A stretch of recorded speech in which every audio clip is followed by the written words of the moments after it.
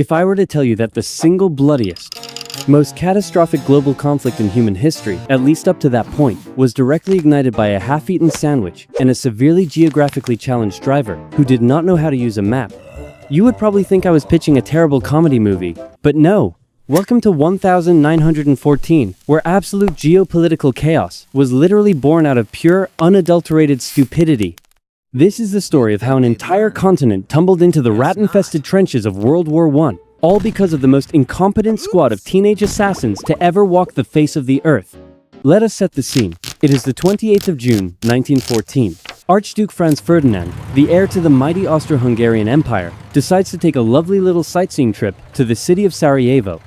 And just to show everyone how completely out of touch with reality he is, he decides to do this on the exact national day of Serbia. That is essentially like walking into a rival sports bar, wearing the opposing team's jersey, and loudly complaining about the local beer. It is a terrible, terrible idea. Now, waiting for him in the crowd is a secret Serbian nationalist society called the Black Hand. Sounds incredibly menacing, right? Like a guild of highly trained, shadow-stepping ninja assassins. In reality, it was basically a group of anemic, tubercular 19-year-old high school dropouts who had absolutely no idea what they were doing. 7 of these teenage assassins are stationed along the Archduke's motorcade route. They are armed with bombs, pistols, and little capsules of cyanide, so they can bravely take their own lives after doing the deed. And so, the royal motorcade rolls into town. The sun is shining, the crowds are cheering, and the open-top car slowly cruises down the main avenue. The car approaches the very first assassin.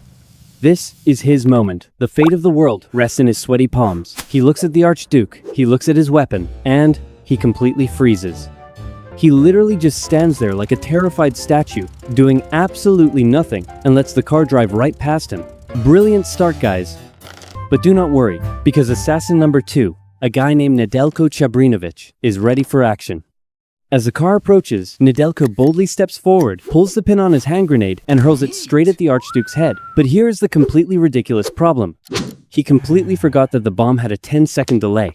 The grenade hits the folded roof of the Archduke's car, bounces right off like a rubber ball, rolls underneath the car behind them, and explodes, injuring a bunch of innocent bystanders and completely missing the target. The Archduke is totally fine, just slightly annoyed. Therefore, realizing his epic failure, Nedeljko decides he must die with honor. He dramatically swallows his cyanide pill and hurls himself over the bridge into the river below to drown. But wait, the cyanide pill was cheap, expired, and completely fake. Instead of killing him, it just makes him violently vomit. And to make matters even more incredibly embarrassing, it is the middle of a hot summer, meaning the river is experiencing a severe drought. The water is only about 4 inches deep. So, Nedeljko dramatically leaps off the bridge and lands with a pathetic wet thud into a shallow puddle of mud. He breaks his leg, throws up everywhere from the fake poison, and just sits there in the muck while the angry crowd climbs down and starts beating the absolute living daylights out of him. The great terrifying Black Hand assassination plot has failed miserably, or so everyone thought. Meanwhile, the rest of the assassins are completely devastated. The motorcade has sped off, the police are everywhere, and their grand opportunity is totally ruined. One of these assassins, a rather gloomy 19-year-old named Gavrilo Princip, is feeling especially depressed about his epic failure. So, what do you do when your massive geopolitical terrorist plot completely falls apart? You go get a snack, obviously. Gavrilo walks down the street and steps into a random local delicatessen to buy a sandwich and quietly aggressively pout about his ruined day. At this exact same time, Archduke Franz Ferdinand arrives safely at the city hall. The mayor tries to read a lovely welcoming speech, but Franz is visibly furious. He basically yells, "I come to your city as a friendly guest, and you greet me with flying bombs." After a highly awkward silence, Franz decides that he has had enough sightseeing for one day. However, instead of immediately fleeing the city like any normal rational human being whose life was just actively threatened with military-grade explosives, he insists on driving to the local hospital to visit the innocent people who were injured in the earlier blast. It is a very noble gesture. But here's where human history takes the absolute dumbest wrong turn imaginable. The local officials decide to take a safer, alternate route to the hospital to avoid any more teenage terrorists.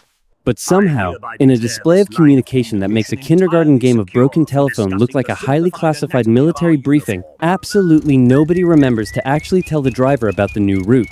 So, the royal car sets off, driving right back down the exact same dangerous avenue from before. The driver, completely oblivious to the new safety plan, confidently turns the steering wheel and makes a right turn onto a narrow side street. The military governor, who is sitting in the back of the car with the Archduke, immediately realizes the catastrophic mistake and starts frantically screaming, "What are you doing? This is the wrong way! Stop the car. Go back." The poor, incredibly confused driver panics. He slams his foot on the brake, he fumbles violently with the gears, and the heavy, clunky vintage automobile completely stalls out. The engine sputters, coughs, and completely dies. The Royal Archduke of the Austro-Hungarian Empire is now sitting like a giant feathered sitting duck in a completely stationary, open-top car right in the middle of a random street. And where exactly did this royal car happen to break down? Directly, and I mean literally directly, outside of the exact same delicatessen where Gavrilo Princip is standing. Gavrilo is just standing there, probably chewing on his half-eaten sandwich, contemplating his miserable existence as a failed assassin. He slowly looks up from his lunch. He blinks his eyes. He simply cannot believe what he is looking at. Right there, parked less than 5 feet away from him, completely by pure stupid accident, is the exact high-profile target he had been hunting all morning. The universe literally parallel parked the Archduke of Austria-Hungary right onto Gavrilo Princip's lap. Gavrilo drops his food, pulls out his tiny pistol, steps right up to the stalled car, and fires. Bang, bang. In a matter of mere minutes, the Archduke and his wife are tragically dead. Gavrilo Princip is immediately tackled to the ground and arrested. And that one unbelievably absurd coincidence, that single clumsy wrong turn by a driver who was not given the updated group chat itinerary, effectively pulled the trigger on the entirety of World War I. Because of that sandwich and that stalled engine, the angry Austro-Hungarian Empire declared war on Serbia, which pulled in Russia, which pulled in Germany, which pulled in France, which pulled in Great Britain. 4 mighty global empires would completely collapse, and millions of human lives would be lost. So, what is the ultimate historical lesson to be learned here? First of all, never try to save money by buying cheap, expired poison. And second of all, for the love of everything, if you are a highly important world leader traveling through extremely hostile territory, please make absolute sure that your driver actually has a functioning map. Do not forget to absolutely smash that subscribe button and leave a comment down below right now, unless you want the furious ghost of Archduke Franz Ferdinand to randomly haunt your next road trip.